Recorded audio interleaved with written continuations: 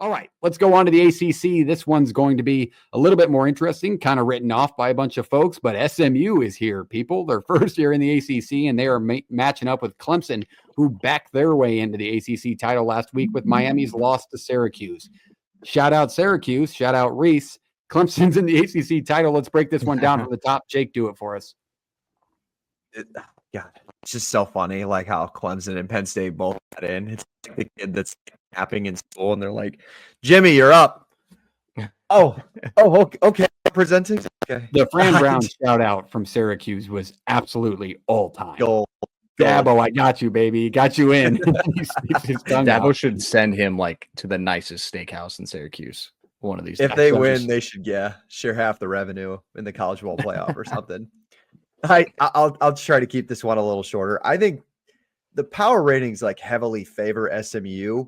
So like, is this just a 2.5 point spread because of the brand in Clemson? Now I know when you're making lines, like nobody just does it based off a logo. I get that, but it just feels like if you put a Louisville sticker in front of Clemson, same teams match up, same roster. Like I feel SMU should be like a 4-point favorite or something, but SMU does have the 75th ranked strength of schedule. So the narrative about they haven't played anybody, I guess this is why we just play the football games. For me, it's like the Clemson defense versus Kevin Jennings. It's going to be really intriguing.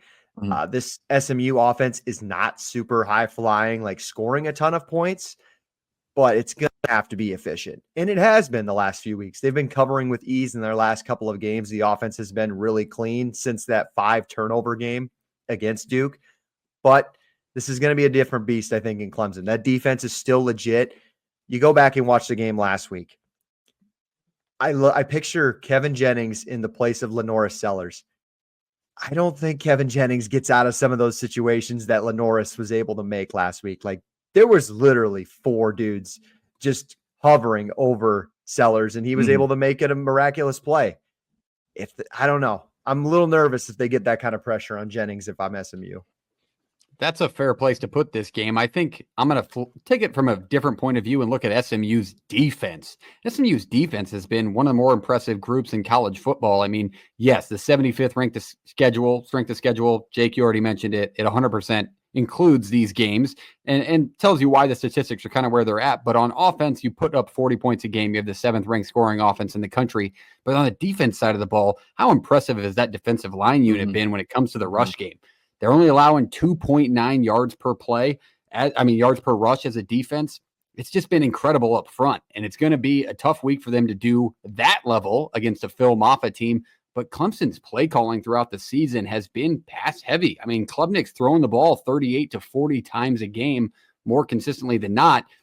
So what kind of Clemson are we going to get? Are we going to get the Phil Maffa show where they're going to try and establish the run early against a defense who hasn't given it up all season? Or are we going to get the Cade Klubnik RPO looks where they're going to try and get him rolling out of the pocket? He's found himself in trouble a few of these matchups with the turnovers, as we talked about. But I think SMU's rush defense and defensive line can get home enough to make this a slower paced game because, as Jake mentioned, this is a Dabo Swinney defense. Like, they've been in this spot before. They prepare for these ACC titles.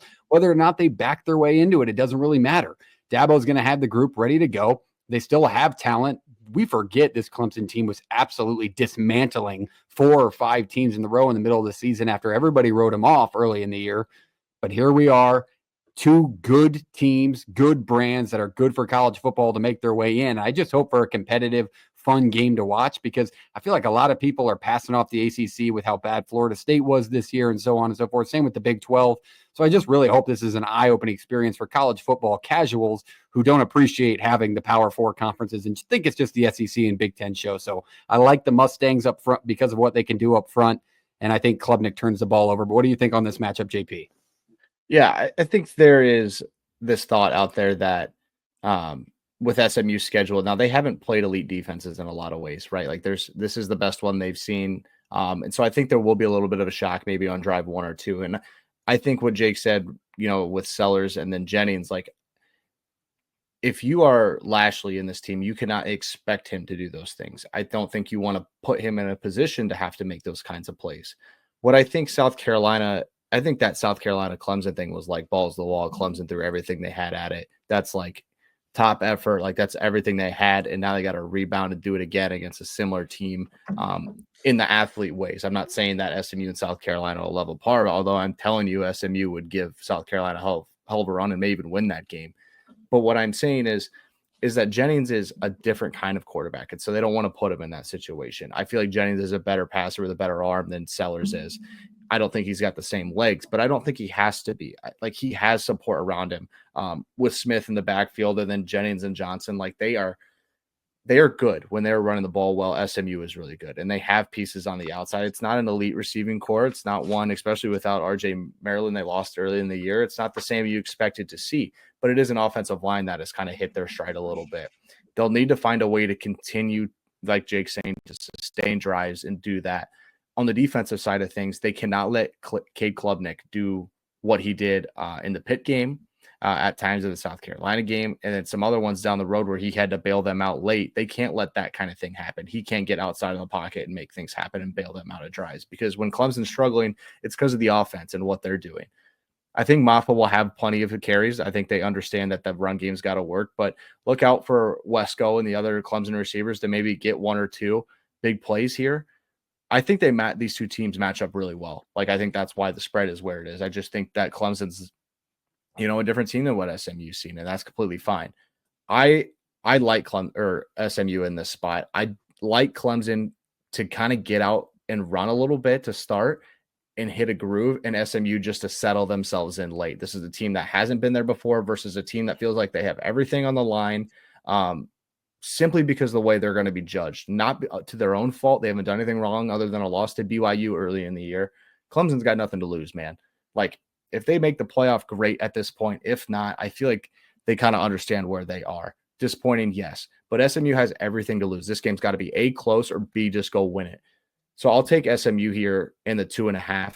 I think Jennings finds his groove. I think the run game kind of gets going. I don't think it's going to be pretty. I'm not saying this is going to be a sparkly, shiny offensive output by SMU or Clemson. I'm worried about Klubnik being consistent throughout this whole thing, right? He's been a lot better this year, not turning it over, but I think they get bottled up in some ways, and he just doesn't have the elite receiving core to go make plays for him. Because if they bottle him up and Maffa doesn't go off for 135, I don't like Clemson's chances to, again, go at it. And last week, man, like, you're kind of getting a shot of adrenaline. Like Jake said, like, yeah, you got to go do this again. Like, you put everything you had into that. And it just doesn't feel, I personally don't think you can get up and do it again. Yeah. Like, after the vibes of last week, like, how do you just, I don't know. Could you expect Ohio State to come back and play in a Big Ten title right now? I kind of, and Lashley doesn't strike me as a guy who leads a program that's going to be scared of anybody. So, no. Yeah. And I'm not saying like that's going to keep them in the game or win them the game, but it's going to do a lot more than you think it does, because shell shock and bright lights does do something to a quarterback. They do have they have a common opponent. Like, they won at Louisville. Louisville went into Clemson and stomped them for pretty much. So it's I don't know. It's not out of the realm of possibility. 100%. With that, let's go into roundtable score predictions. Obviously, JP, you said you're on the SMU side of things. Fun fact before we get your score prediction: whoever wins this game will have the same amount of wins in Bank of America Stadium as the Carolina Panthers do. So, JP, with that, who's going to tie the Panthers for wins in Bank of America Stadium? SMU or Clemson? I'll take SMU here. I think they win a low-scoring, ugly one. I'll go 24-20 SMU. I like that. I'm going to put very, very similar numbers out there. I think SMU slows the game down, handles the run game like they've been doing. I think there's going to be a couple of turnovers on both sides, but ultimately SMU's talent will prevail. I think it is a great point from you guys that it's going to be tough for Clemson to get up in this game after taking the loss they did last week. I like SMU in this matchup, 27-21. That's closer than it is, but that's still a cover in an SMU ACC title, and they'll be in the college football playoff. What do you think, Jake? Yeah, I want this team to get the recognition it deserves. Personally, my money is on the under. That's where I really want to go, because I think this one's going to be kind of low scoring and ugly.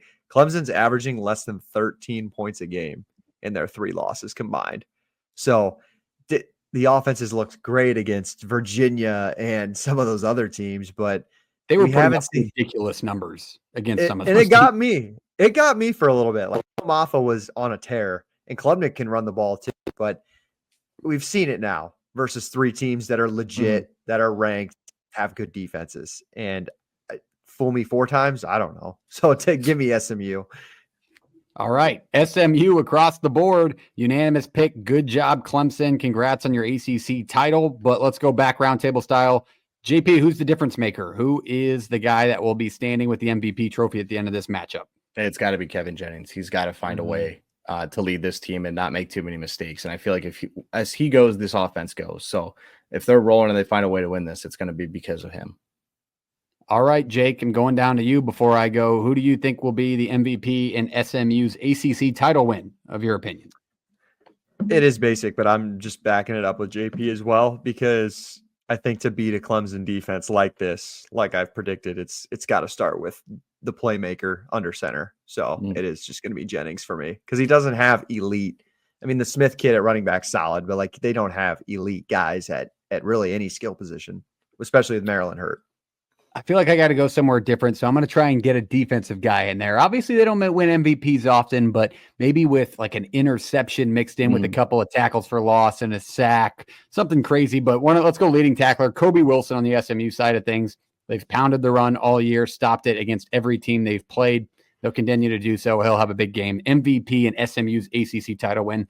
That is the ACC championship. Let's pause before we go into our final Power 4 preview. Let's hit the like button. Let's hit the subscribe button. We're in damn near 800. If you're not subscribed, you're stopping us. So hit the button. Jump on the train. This is Play the Fights on College Football show where we jump through all 134 teams. We preview them. We'll cover them. And we have the G5 Game of the Week preview dropping on our YouTube shortly. So you'll definitely want to see that one.